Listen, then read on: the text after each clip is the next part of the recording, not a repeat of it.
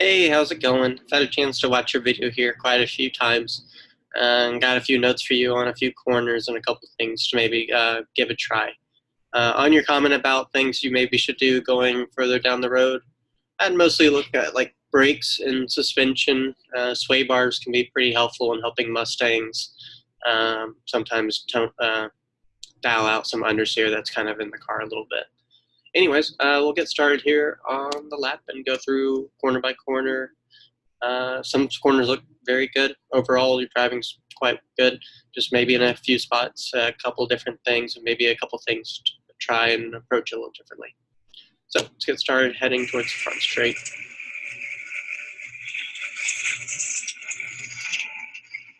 Solid good entry using all the track on the exit.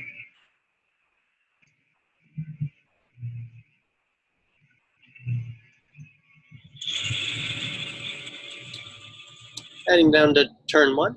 If possible, keep the car a little farther to the right so you're not creating too shallow of an entry where you have to quickly snap off the throttle. I know there's a lot of compression there, right there in the entry, but keep it straight a little long later.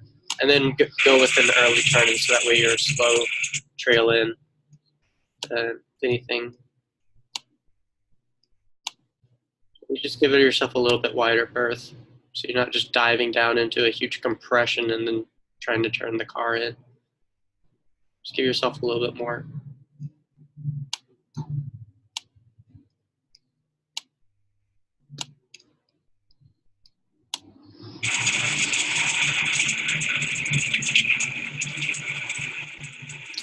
Kind of two things kind of always think about is any abrupt inputs get abrupt reactions. So anytime you see the car moving or reacting quickly, it's also scrubbing speed.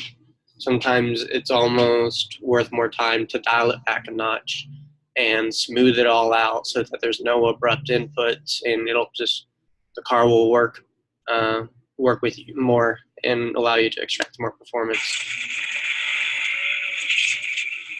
Coming down here, real quick transition. Every steering input scrubs speed, so every abrupt input will cost you a little bit. In this tight little section, I would treat it almost as point to point. Don't really put so much effort in trying to set up the car any better. Just get it to the next spot, park it, turn it, and that way really focus on the exit. Believe it or not, since you're at such a low speed, only 70K, that brief moment where you actually be able to add some throttle, then break it back down, you'll make more time than trying to steer it and roll speed all through there. It's faster, just point, shoot, park it, get off the corner. You're also then taking a tighter line around, so you're traveling less distance.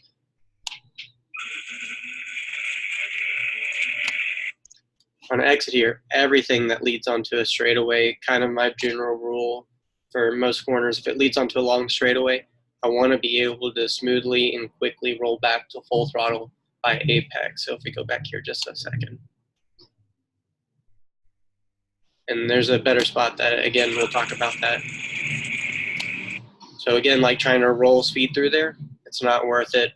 Point it at the next corner, park it, get it turned so that way you can quickly open your hands on the exit, because that building that speed back up is worth so much more for any length of straightaway, whether it be that tiny little short shoot or this longer section right here.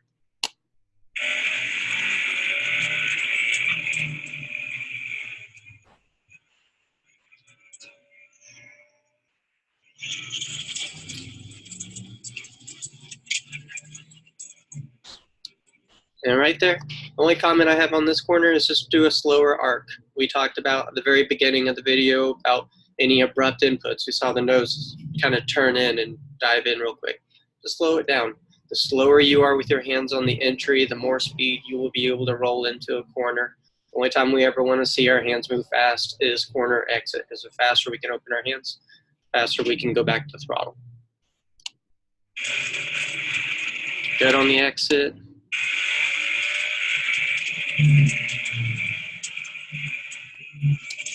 overall, all your braking techniques look really good. I see a good nose dive. I wish I had a braking meter, but all that looks very good. And I never see the nose re-dive on corner entry. So that all looks very, very good.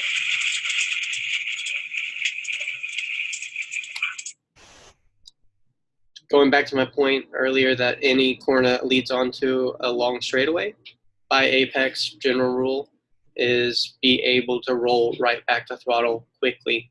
Is being, say, 5K faster off the corner is much more valuable than being 15K into a corner for 20 feet. 5K for 1,500 feet versus 15K for 50 feet. You'll never be able to make up the time, so always focus on the exit. You'll notice here our friend in the Subaru is tracking out. We almost want from here on to have a straight shot out so it can just be a quick roll back to full throttle and you would just shoot past him. We can kind of use him as a basis for how much more you still have to turn the car, which is going to delay you going back to full throttle. So keep that in mind, and that will definitely be worth some time right there. So now here we are at track out, finally at full throttle.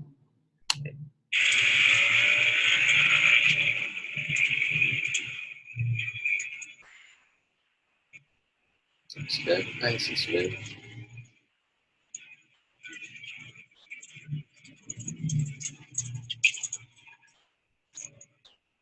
Looks good through there.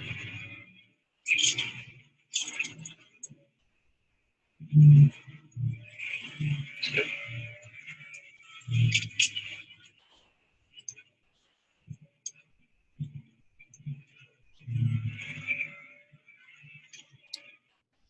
No real issues through any of those corners at all. Looks very good, very smooth.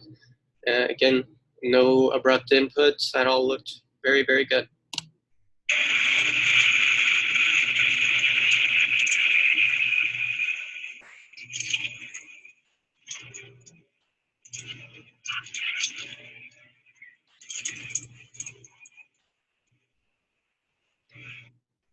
So all that was really, really good. For the last corner, anyone that leads onto like a straightaway, treat this corner like the beginning of the straightaway. Park it so that you can add power. Don't worry so much about rolling speed. So from this point here, basically draw our turn in. Apex. So again, you could roll considerably more speed through here, like 10K, let's say 10K. If you are 5K faster off the corner by giving up a little bit, you'll never be able to make up the time that you're losing off the corner in this small section. You'll have to work the car so much harder, and it'll be so much more difficult, and ultimately it just won't be as fast. But if we come to this point, and now we can start to have that car position, maybe a slightly later turn in, so that way you can start unwinding the wheel and building the speed up off the corner and be faster down the next straightaway and then into the last corner leading onto the front straight. It'll be worth so much more time than trying to roll speed all the way to this point and now just starting to tip back to throttle. So almost try to keep a tighter line through here to just focus on the straightaway. Person with their foot down full throttle the longest is going to turn the fastest lap.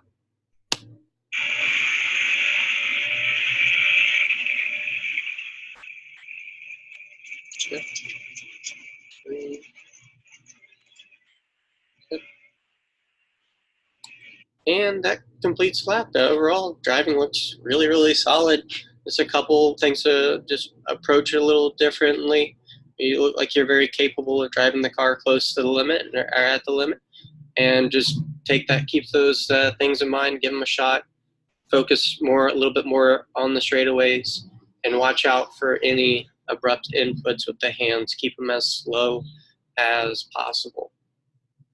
As far as car setup goes and stuff, I would mostly focus on suspension and safety.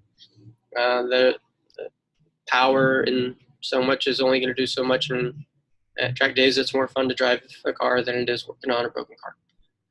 Anyways, hope that was helpful, and thank you again.